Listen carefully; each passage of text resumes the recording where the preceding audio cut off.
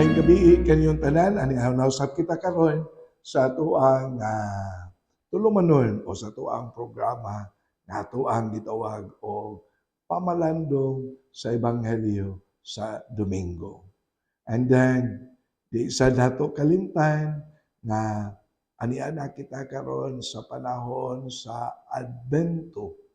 Mao ni ang ato ang ebanghelyo ato ang pagkutluon sa una nga Domingo sa Advento nga ato ang kuhaon gikan sa ebanghelyo ni San Lucas kapitulo 21 bersikulo 25 ngadto sa 28 ug unya sa 34 ngadto sa 36.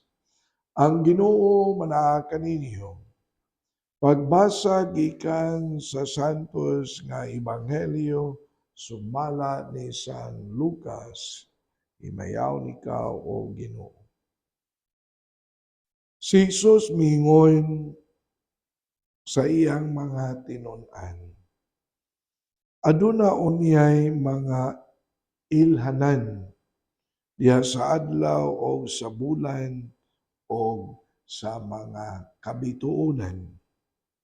Kawad-an sa paglaom ang mga nasod o mga lisang sila sa dinaguok sa dagat o sa mga nagpungasi nga mga balod. Panguyapan ang mga tao tungod sa kalisang samtang magpaabot sila sa mahitabo sa tibuok kalibutan. Kay ang mga planeta sa kawanangan motipas sa ilang naandan nga agianan. Unya mutungha ang anak sa tao, moabot siya na mahigahom o himaya diha sa panganod. Inigsugod kahitabo nining mga butanga tindog o hangad kamo kay duol na ang inyong kaluwasan. Busa pagbantay kamo. Ayaw kamo patuyang sa pagkaon ug unya sa pag-inom sa makahubog nga ilimnon ug ayaw kamo padaog sa mga kabalaka mahitungod niining kinabuhia. Kay tingali unya gikalitan kamo niadtong adlaw kay moabot kini sa tanang mga tao sa tibuok kalibutan ingon sa usa ka lit-ag. Busa pagbantay gayud kamo o pag-ampo kanunay nga makabaton kamo kalig-on aron makaatubang kamo nga dili maunsa niining tanan nga mahitabo ug makabarog sa atubangan sa anak sa tao. Ang Ebanghelyo sa Ginoo. Daigon ikaw o Kristo. Mga kaigsuonan, sa ako nang gikaingon, aniana usab kita karon sa bag-o nga cycle sa liturgical calendar. Tulo man na ka cycle, cycle A, cycle B, cycle C. Nga sa miagi nga Domingo, gitapos ang cycle B sa kapistahan sa pagkahari ni Kristo. Nga karon misud sad ta karon sa another cycle na mao ang cycle C. Kaya ang una nga Domingo sa Advento mao na ang pagsugod sa lain na cycle sa liturgical calendar. Mao na cycle C.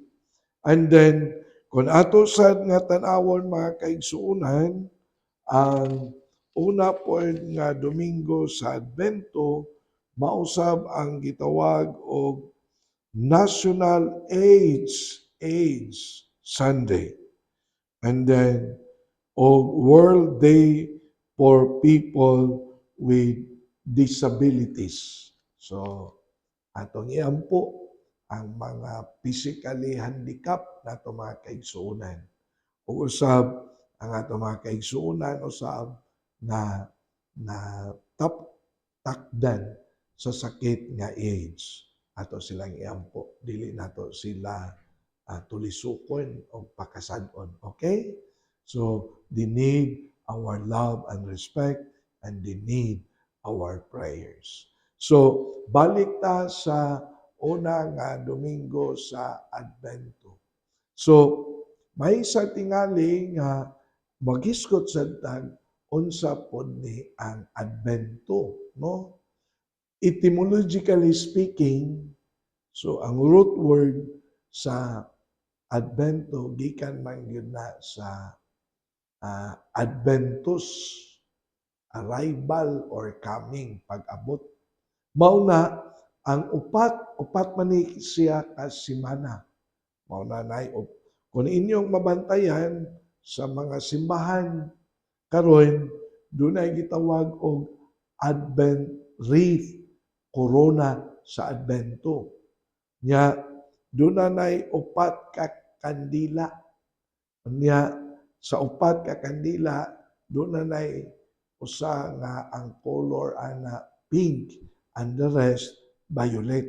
Kay liturgically speaking, ang color sa Advento violet man. If you observe, nagsulob ko o stola nga violet.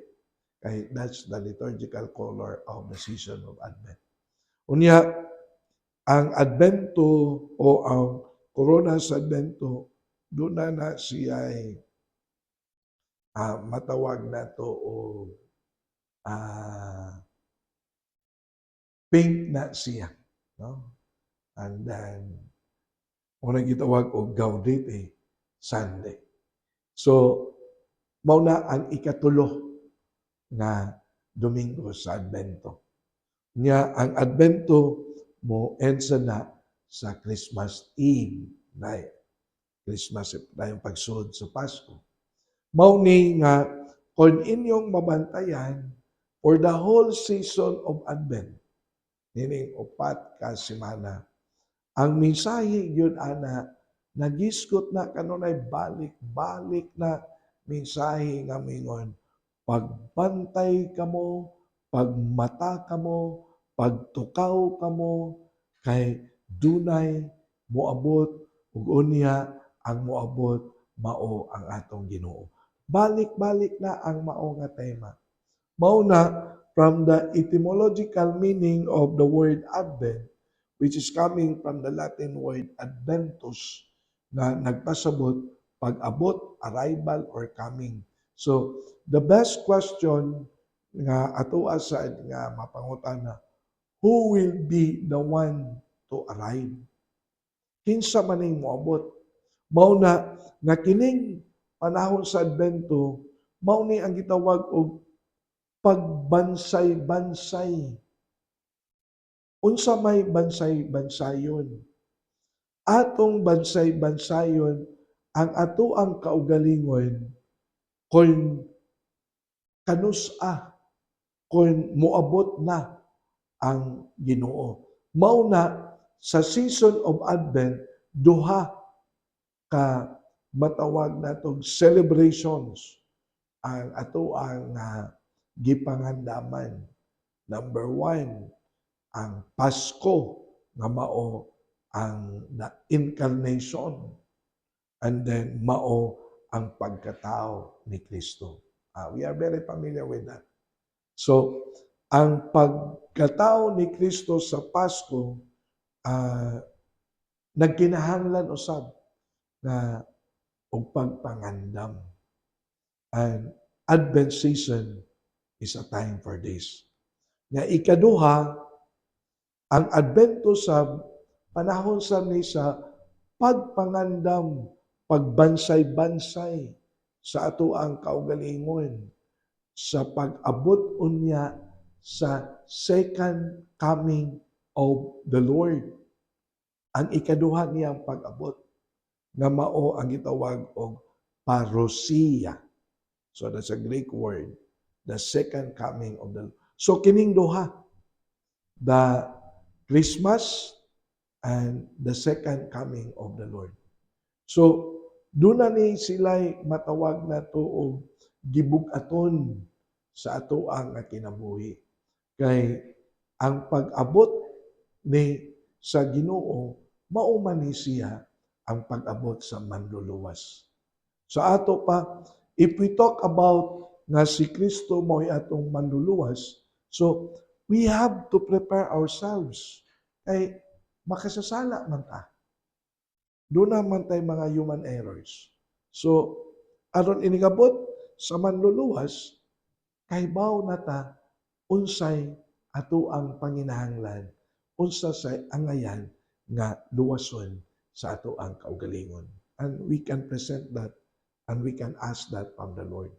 And then, kanang second coming of the Lord, ang importante po ana nga, the Lord will come as a judge sa ito papaghukom. Hukman na taana. And then, buhi o patay. Mauna nga, we are reminded in the season of Advent that we have always to be ready. We have always to be prepared. Be ready, be awake, stay awake. Mao na magbalik-balik na siya. Mao na nga kung ato ni nga at least ma-picture out ninyo ang season of Advent. Nya, nindot sa kayo ang tradisyon within the season of Advent. Kay naa, labi na din sa Pilipinas, grabe kay ta ka matawag nato ani ka rich in traditions. Kining gitawag o Misa di Gallo. Dili ba? Within na, pero lahi na siya liturgy. So, ang liturgy ana is more on Marian. Okay? Maumasan na ang ato apod nga pagpangandam sa pagkatao pod sa Ginoo. Nya, kita nga nas Pilipinas, we are very rich on that tradition. Dili ba? Ikumpara sa uban nga mga nasod. Kita din ni sa Misa di Gallo, ang di manimba. Ay, magponsisok yun ang mga tao, anak. Bisang pag alas 3, alas 2, pero ang mga tao, buhi kaya niya. That's how rich we are with traditions. Pero dili na, within the season of Advent, but lahi ang liturgy, more on Marian liturgy na siya. Ihalad na kang Maria, pagpangandam sa pag-abot ni Kristo sa Pasko. So, at least, akong saysay ninyo, ilabi na ni first Sunday of Advent, what is this Advent season all about? So, itagaan ta gayunan na makaandam ta, makapangandam ta, inaagi sa minsay, pagtukaw, pag-andam, be ready. Nga, mauni, ang atoang ebanghelyo usab ni ining first Sunday of Advent, nagisgot sa ni og mga distraction, no? Sa kalibutan, nga moingon, don't lose your hope. Musugot kag sa dili, moabot na. Pero ang ebanghelyo mingon, ayaw kahadlok, pangandam. Kay ang mensahe, dili man diha sa mga panghitabo nga giingon na dunay mga tilimadon ang mga buwan, planeta, dili na magtakdo, and then dunay linog, dunay mga kayagaw sa kinaiyahan. Pero ang message diha in the season of Advent, moingon, ang tao ratulon. Nya, ang season of Advent moingon, ayaw padala. Ayaw karatol. Kundili make that as an opportunity for you to be more that you are prepared. Sa ato pa, that's not the message. Ang message mo yung mga timailhan nga moabot ang Ginoo. So, ang minsay tuwa sa pag-abot. And then, kini ra bang mao nga minsay sa pag-abot, mauni ang ikaduha nga pag-abot. Sa ato pa, ang season of Advent mingon, pangandam. Be ready. Don't be kanang gingon, be distracted sa mga panghitabo. But be strong. Don't lose your hope. Sa ato pa, gipahinumduman kita sa mensahe sa giingon na ayaw pagpakawala sa paglaom. Maor po na ang mensahe sa 2025 Jubilee Year. Dili ba?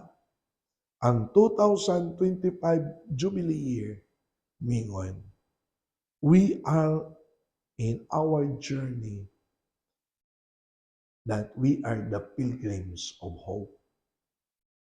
So, ang tao na naa sa paglaom, dili madala sa mga panghitabo na iyang makitaan o iyang mabati. Sama pananglit sa mga kalamidad, sama pananglit sa mga panghitabo na makaingon ta, dili nato kontrolado. Dili ba mga kaigsuonan? So, again and again, the season of Advent is always reminding us sa gisgutan sa Ebanghelyo, pagpangandam. Ayaw pagpakawala sa paglaom.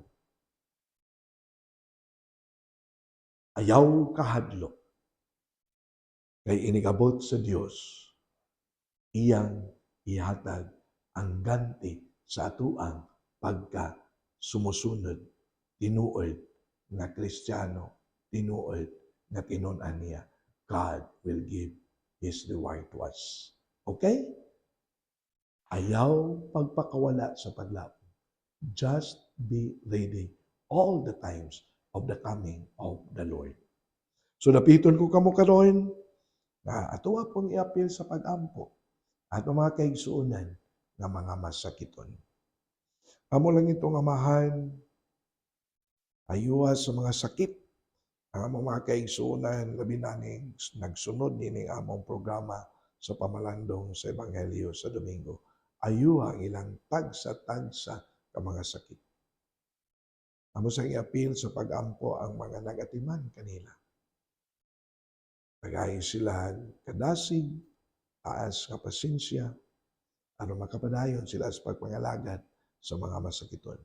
Kining tanan among gituboy ngadto ni Kristo, nga among Ginoo. Amen. So mga kaigsuonan, anhi lang sa kutob, and then magkita na punta sa sunod nga Sabado na diin ato na sang pamalandungan ang ikaduhang Domingo sa Advento. And then kini si Father Joseph Intig nga kanunay nga naguban kaninyo niya adto ta sa ato ang FB account, Archdiocese of Cebu Catechetical Ministry, nga alas 6 sa gabi, Sabado. So, ang Diyos, manalangin kaninyo kanunay mga kaigsuonan.